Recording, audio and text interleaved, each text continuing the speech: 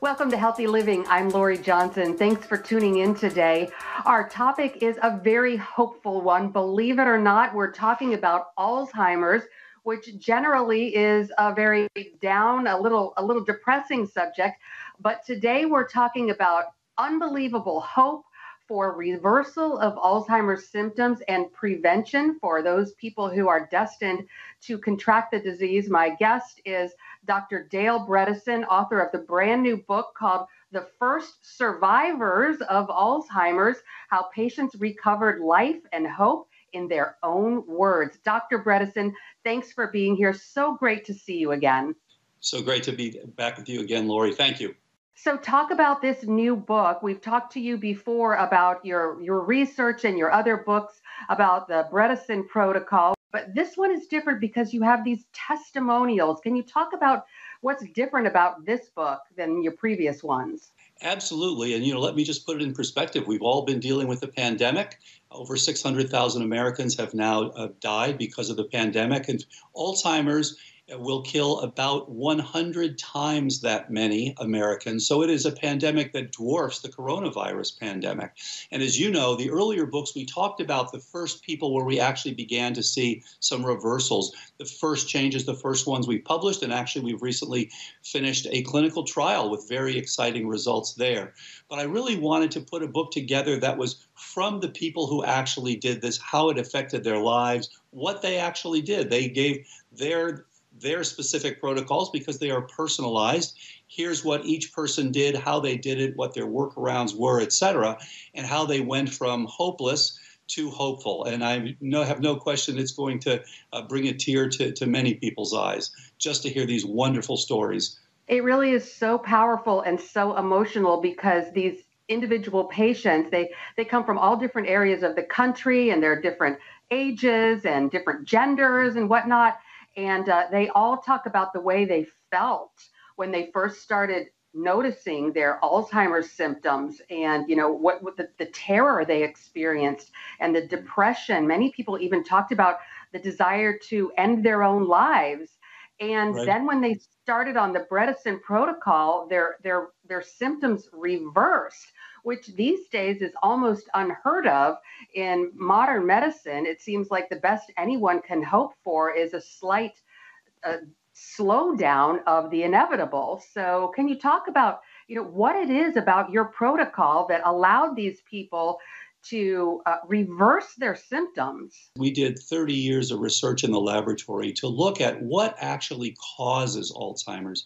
What is the fundamental nature of this disease? And what we found is that the nature of Alzheimer's is that it is, at its core, an insufficiency. Now, it's a little bit like having scurvy when you don't have enough vitamin C, but in this case, it's a complex insufficiency because it is an insufficiency in the support of a brain network that mediates plasticity. So it's either saying we're doing well, we're going to make and store new memories, or we're not doing well. We have insults, things like ongoing inflammation and exposure to toxins and things like that, cardiac disease, vascular disease, things like that, in which case you go into a protective downsizing mode. And by the way, direct analogy to what happened to our country with COVID-19. We were told that there's an insult, everyone's going to pull back, and of course we entered a recession.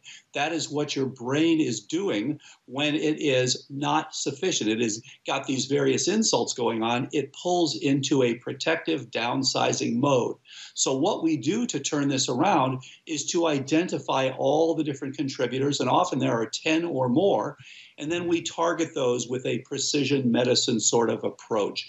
And by doing that, you can literally change the balance from one of downsizing and protection to one of growth and maintenance, and really get people back to normal. We have people now who are 9.5 years on this, still doing very, very well.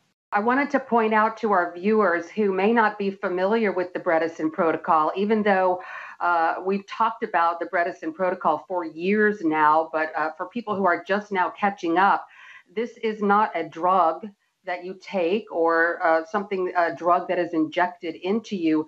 This is really basically a lifestyle program where you change a lot of different things that you're doing in your life and it's kind of tailored to each individual person. So this is a concept that is really unfamiliar to people, especially when we're talking about treatments for diseases. So can you tell us how many things cause Alzheimer's? Yeah, there are dozens and dozens of things, but they fall into four major groups. So anything that creates chronic inflammation, and that can be because you have a leaky gut or chronic sinusitis or poor dentition or an infection, any of these things that causes chronic inflammation is one thing that changes that balance toward downsizing, because your brain is now trying to protect itself by making the very amyloid that we have vilified in Alzheimer's. This is actually an attempt to get rid of the various organisms that are getting into your brain, and they do get into your brain in Alzheimer's disease, unfortunately. Second group is anything that's toxic. So toxins, things like organic toxins, glyphosate and toluene and benzene and things like that, or inorganics, things like, of course, air pollution, mercury, things like that. And then things that are biotoxins, things like toxins made by molds and things like that. They can all cause this downsizing of Alzheimer's. Third group is energetics, the things that you need to run that amazing brain of yours, and that's oxygenation. Many people who have sleep apnea will now downsize. So oxygenation, blood flow, you've got to make sure you don't have vascular disease. Third one is mitochondrial function. So the batteries of your cells got to be able to work. And then finally, ketones. You've got to be able to get some ketones that will be burned. So your brain should be able to use both the ketones and the glucose for its best functioning. And then the last group is what's called trophic factors. These are growth factors, things like BDNF and nerve growth factor, but also hormones, estradiol, testosterone, things like that. And then nutrients, things like vitamin D and vitamin B12. Again, many parallels with COVID-19, having the appropriate vitamin D, having the appropriate zinc, having the appropriate omega-3s, things like that, all critical for good outcomes in both cases. So those are the big four groups, and there are dozens and dozens of things within those groups that can lead to Alzheimer's. And unfortunately, many doctors are not testing for the very things that are giving it to you, and therefore not treating you with a targeted approach to get the best outcomes. So now you've identified, before you said there were 36, that number has increased before of things that can contribute to Alzheimer's, right? There are a low number of 40s. The good news is it's not thousands. It's dozens. There are things, but you do have to look for these, and they fall into those four groups that I just mentioned. So now that you spent decades literally figuring out what things cause Alzheimer's, you devise sort of an algorithm where people can have blood work done and see where they may be deficient in all of these, 40 some different areas. Can you talk about this cognoscopy? Absolutely. And yes, we use that term just because everyone knows that when you turn 50, you should get a colonoscopy. And so if you're 45 or over, you should have a cognoscopy. And this simply is looking at three things. It's looking at a set of blood tests that determines the various things that we just talked about. Then the second thing is a simple online cognitive assessment, because this, as you know, cognitive change tends to sneak up on us. It is the number one thing that is concerning to people as they age. And so you want to catch things as early as possible. And then the third thing, if you're asymptomatic and you're doing great, you don't need an MRI with volumetrics. But if you have symptoms, or if you're scoring poorly on a cognitive test, then you certainly want to include that third part, which is an MRI of your brain that includes volumetrics. So you're looking at the size. And I should mention, in the people in our trial that we recently published, we actually saw increase instead of decrease in their gray matter in their brain. So you can actually see that there's improvement not only in their test scores, but also in their MRIs. Well, this is a fascinating subject. The book, once again, is called The First Survivors of Alzheimer's: How Patients Recovered Life and Hope in Their Own Words. We're going to take a quick break and be right back with Dr. Dale Bredesen. Stay tuned.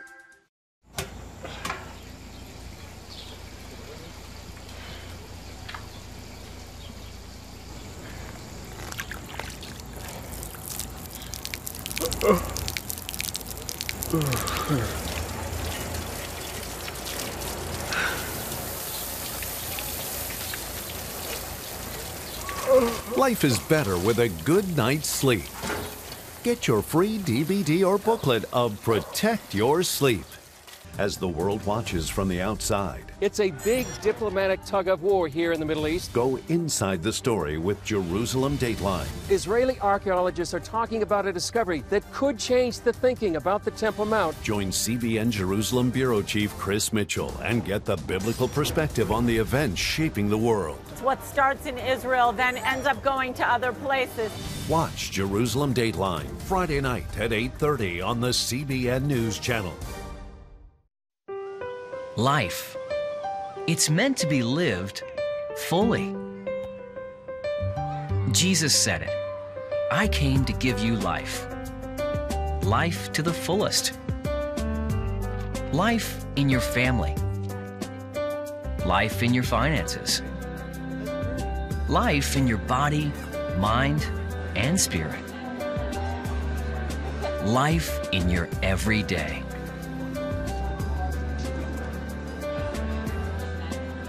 At CBN.com, we're taking what Jesus said seriously. We're here to help you discover life. Life. Live it fully. CBN.com.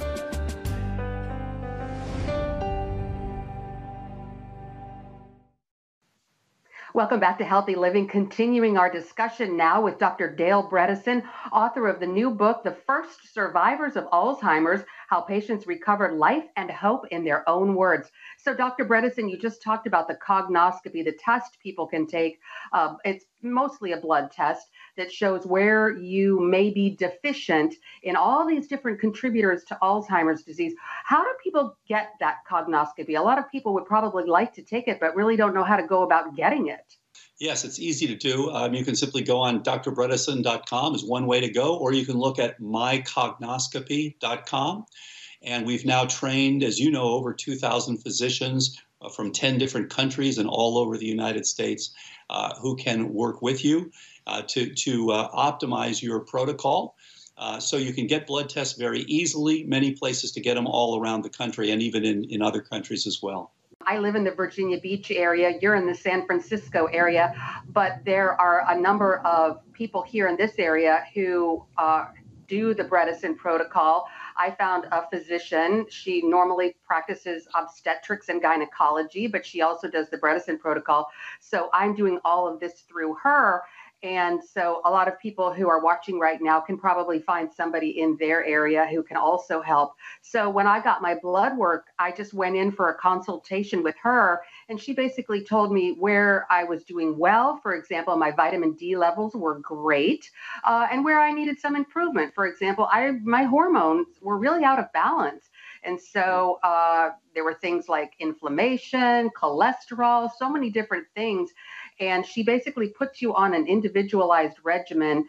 And then about 3 months later, you go back and get blood work to see if all those changes made improvements. Can you elaborate a little bit about this on how this whole process works? Because a lot of people might find it a little confusing at first.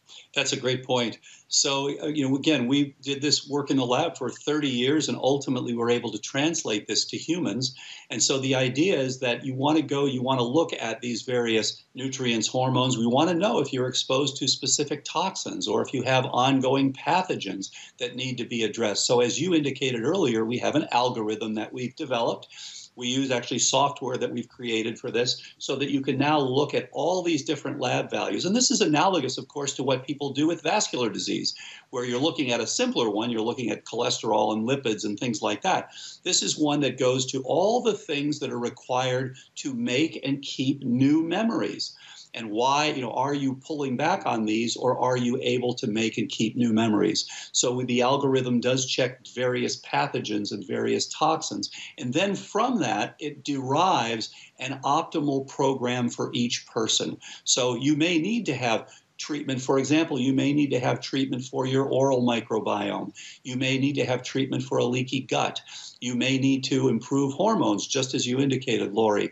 You may need to address specific nutrients. For example, I found when I started to look at myself that I was low in choline, one of the common things. Most Americans are low in choline, and it's something that's absolutely critical because it's a precursor for the most important neurotransmitter for memory, which is acetylcholine.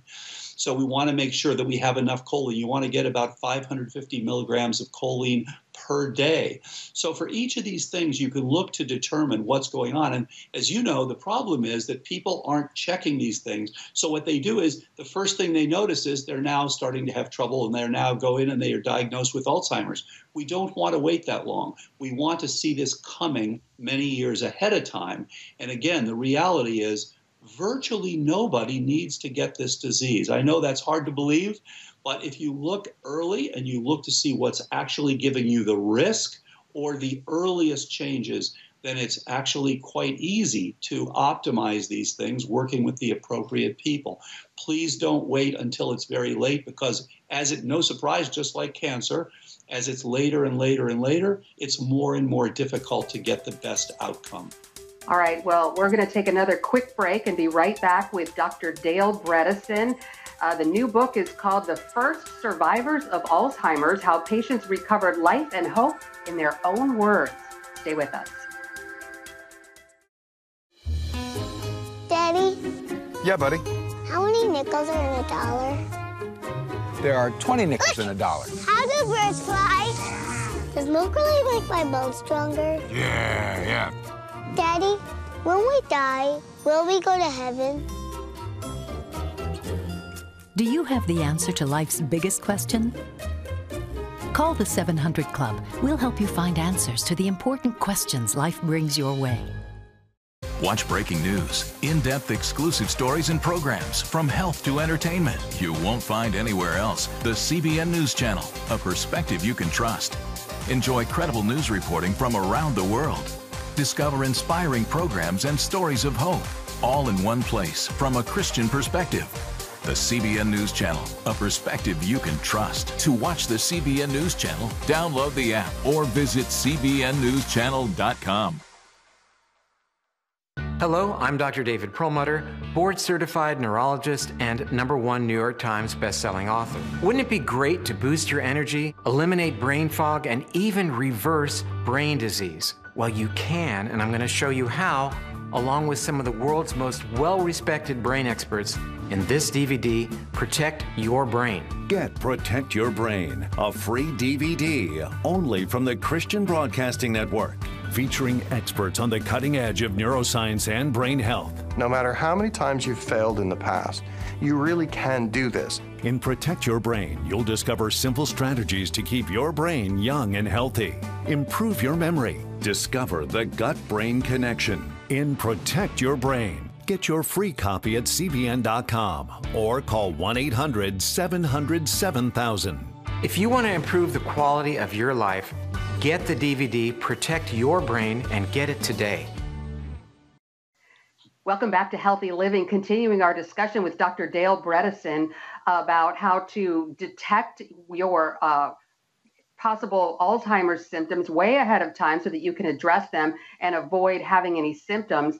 Dr. Bredesen, I was talking with one of the patients in your book, Julie Gregory, who said that she had an issue with a tick-borne disease that needed to be addressed.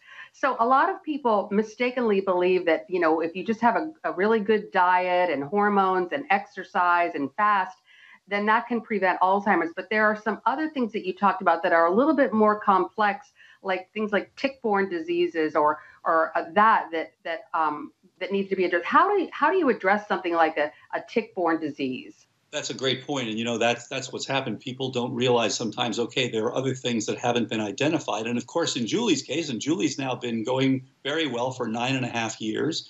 And in her case, she had improved, but then she had started to plateau and actually lose a little bit. And so she and I talked a few years ago, and I said, look, there's something that has been missed. We need to go back and look to see all the different possibilities. Something is driving that system back into this protective and downsizing mode. So let's determine what that is. And as you indicated, many times it can be a pathogen or it can be an undiagnosed toxin. In her case, it turned out to be babesia. Babesia is a tick-borne illness, so she had been bitten by a tick, and this thing had actually been living inside her for years. She'd done fairly well because of doing so many other things right and of addressing those things, but she couldn't get her best outcome until that was identified. So the good news is we found it. She actually saw a real expert in tick-borne illnesses, Dr. Schweig, who did a fabulous job with her, and she's doing very, very well once again and has improved. So this is something, unfortunately, that can be with us for many years and often goes undiagnosed, very much like Lyme. And these ticks that carry Lyme often carry, more than 50% of the time, will carry a second pathogen, Babesia, Bartonella, Ehrlichia, Anaplasma. There are these other pathogens that can be carried. So she didn't have the Lyme, but she did have the Babesia, which is now being treated very effectively, and she's done very well. Did she even know that she had a tick-borne disease before? Like, in other words, did she have, the telltale bullseye or whatever? So like many Americans, she knew that she had been bitten by a tick, but she had been treated briefly for Lyme. And in fact, that had worked. But she didn't know that she had unfortunately contracted at the same time another one of these tick-borne illnesses. But again, there are many people who have this in an occult fashion. They don't know that they have it. Their doctors don't know that they have it. And they may get some symptoms. They may not know what's going on. So critical to make sure that you exclude that possibility. And, Sally, another person I spoke with, she talked about, she got her diet right and the fasting and all that, but she still had issues with toxins. This time it wasn't a tick-borne disease, it was mold. Can you talk about how mold can be so insidious? Exactly, because again, your brain is recognizing not only the organism, but in the case of molds, it actually makes toxins called mycotoxins. And Sally had high levels of those toxins.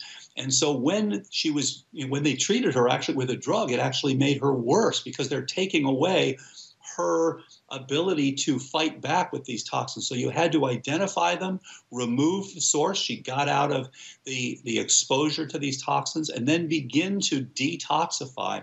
And as you know, she's done beautifully. Her scores actually have come back to perfect with her MOCA scores, for example. So yes, as you said, in her case, it turned out to be mycotoxins. So again, with each person, there is a little bit different fingerprint, and identifying those things and addressing them is how we see these people surviving so well.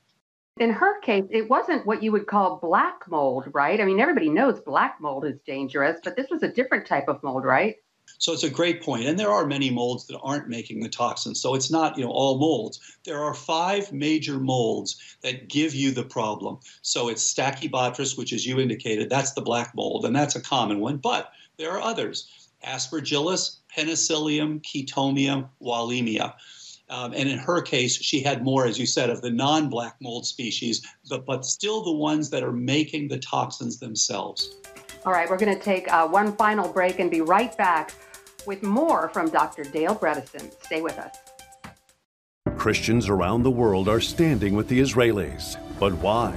In CBN's free magazine, Friends of Israel, you'll discover why Christians are supporting the Jewish state, how Israel is fulfilling prophecy as a light to the nations, and ways you can pray for the people of Israel. Israel needs the support of friends like you. Call now or go to cbn.com to get your free copy of Friends of Israel.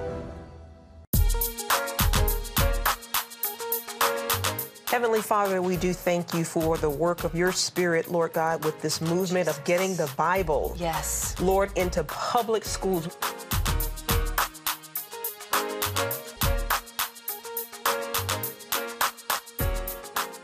Watch The Prayer Link. Tuesday morning at 7:30 on the CBN News Channel.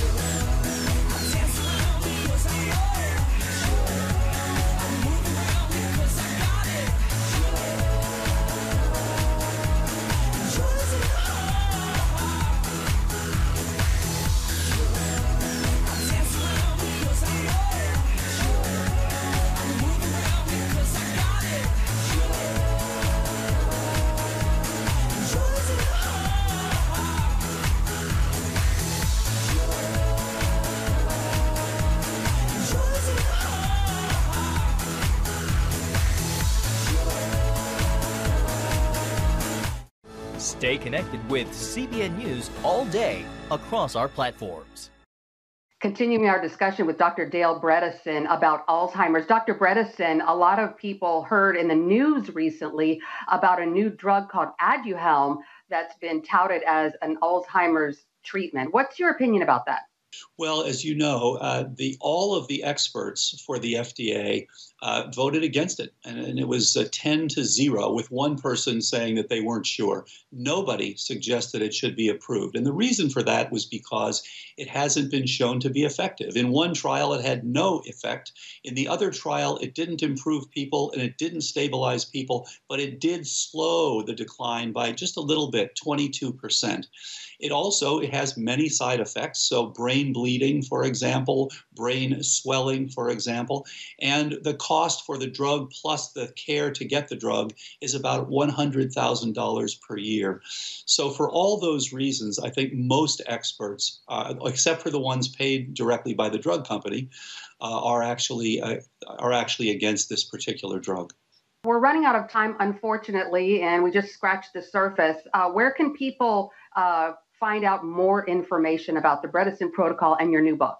Absolutely. drbredesen.com or mycognoscopy.com or Apollo Health Co. They're the ones that do the software for the algorithm, apollohealthco.com. So any of those, and we, or also on Facebook, Dr. Bredesen. So any of those for more information. And again, who should be paying attention to this? Who should get a cognoscopy? Anyone who's 45 years of age or older should get a cognoscopy, just as when you turn 50, you should get a colonoscopy. If everyone does that, we can literally end this problem with the current generation. We can make Alzheimer's a rare disease, which is just what it should be. All right. Again, my thanks to Dr. Dale Bredesen for your amazing work in the field of Alzheimer's. How many people are on the Bredesen protocol right now, Dr. Bredesen? Over 2,000 people. And the trial we just finished was a small proof of concept trial, and 84% of those people actually improved their scores, not just slowed their decline, but actually improved. So many people on this, and actually many doing very well. Well, as I said before, I'm one of the 2,000 on it, and I'm very grateful to you. And so God bless you and your work.